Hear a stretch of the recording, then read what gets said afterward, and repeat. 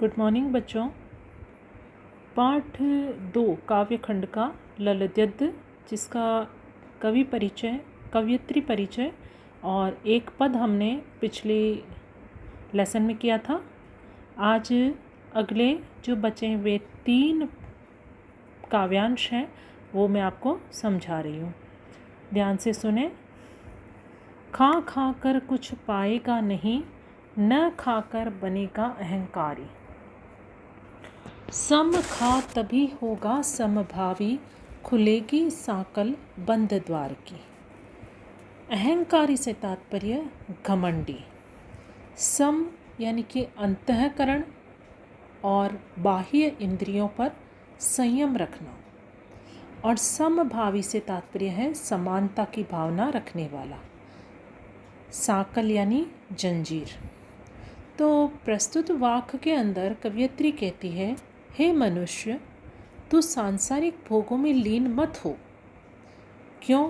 क्योंकि भोगों से कुछ मिलने वाला नहीं, लेकिन इन भोगों का पूर्ण त्याग भी मत कर। इससे मन में अहंकार उत्पन्न होगा।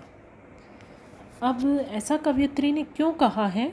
क्योंकि भोग पर संयम रखने से और तपस्या का जीवन जीने से मनुष्य स्वयं को सबसे बड़ा समझने लगता है और अपने आप को बहुत बड़ा त्यागी और महात्मा समझता है, जिससे उसके मन में अहंकार का जन्म हो जाता है। तो यहाँ यही बात कही है कि इससे क्या होगा? मन में अहंकार उत्पन्न हो जाएगा। भोग और त्याग में हमको उचित सम्मेलन रखना है, इंद्रियों पर उचित संयम रखना है, इंद्रियों के वशीभूत नहीं होना है, यानी इन दोनों के बीच का मार्ग अपनाना है, मध्यम मार्ग अपनाकर चलना है। इसी सम मनोदशा में प्रभु प्राप्ति के बंद द्वार खुलेंगे और तेरा प्रभु से मिलन होगा। यानी कि प्रभु मिलन का मार्ग क्या बताया है कवियत्री ने कि अपने भोगों पर उचित संयम रखना, न तो भोग से दूर रहना, न ही उसमें पूर्ण रूप से लिप्त हो जाना, बल्कि उचित रूप से भोग करना, यानी कि दोनों का मध्यम मार्ग अपनाकर चलना, जिससे ना वह मनुष्य अहंकारी होगा और ना ही प्रभु मिलन में कोई बाधा उत्पन्न होगी। अगर वह अपनी इंद्रियों पर संयम रखता है, भोगों में पूर्ण रूप से लिप्त नहीं होता है, तो क्या होगा? बंद द्वार, जो द्वार बंद है, उस द्वार की साकल जंजीर अपने आप खुल जाएगी। यानी कि प्रभु मिलन में जो भी बाधाएं आती है, वह बाधाएं स्वतः ही दूर हो जाएगी। अगला काव्यांश है, आई सीधी राह से गई न सीधी राह, सुषुम सेतु पर खड़ी थी बीत गया दिन आह, जेब टटोली कोड़ी न पाई, माझी कोदू क्या उतराई। यहाँ सुषुम सेतु से तात्पर्य सुषुम्ना नाड़ी, यानी कि यह नाड़ियाँ होती है, ईड़ा और पिंगला नामक नाड़ियों के मध्य स्थित होती है, जिसको सुषुम या सुषुम्ना नाड़ी कहते हैं। यह एक साधना रूपी नाड़ी है, यानी कि जो अपनी साधना में लिप्त होकर अपनी कुंडलिनी जागृत कर लेते हैं। यह योग साधना का एक प्रकार है, कुंडलिनी जागृत करना। तो उसी के लिए कहा है कि सुषुम सेतु, यानी कि सुषुम्ना नाड़ी। कवियत्री का कहना है इसके अंदर कि उसने भव सागर से पार होने का सीधा मार्ग ही चुना था, परंतु इस मार्ग पर चलते चलते वह हठ योग साधना के कठिन मार्ग पर चल पड़ी।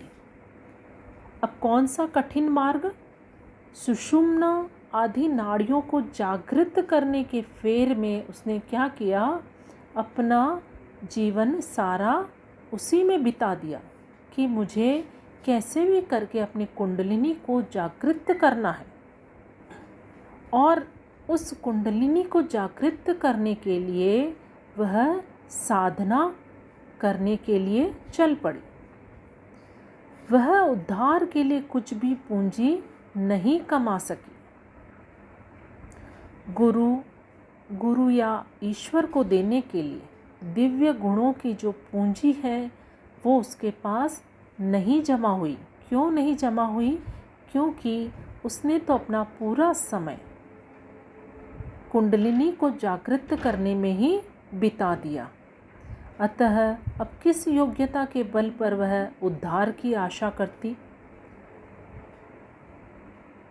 कवयित्री ने अपना दिन अर्थात अपना सारा जीवन व्यर्थ की हठ योग साधना में बिता दिया। माझी किसको माना है? ईश्वर को। इस भव सागर से पार करने वाला नाविक वही है। कवयित्री उसके सामने इसलिए परेशान है क्योंकि उसके पास उसे देने के लिए कुछ भी नहीं है। कवयित्री ने हठ योग साधना में ही अपना सारा जीवन व्यर्थ गवा दिया, तो अब उद्धार की कोई पात्रता प्राप्त ही नहीं हुई। कहने का तात्पर्य है कि साधना, तपस्या ये सब करने से प्रभु की प्राप्ति नहीं होती। कवयित्री यही कहना चाहती है इस पद्यांश के माध्यम से कि अगर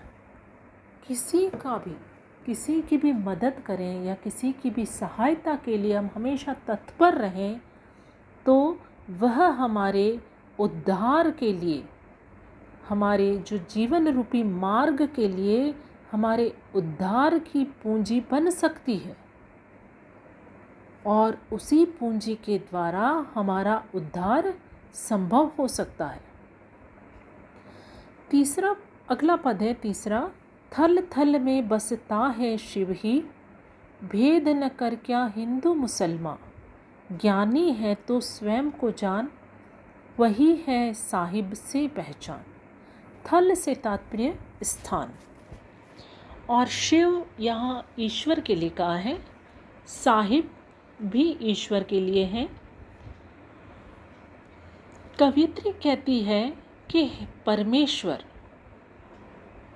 शिव इस सृष्टि के कण कण में व्याप्त है, इसलिए हिंदू और मुसलमान के बीच भेद करना ईश्वर का तिरस्कार करना है।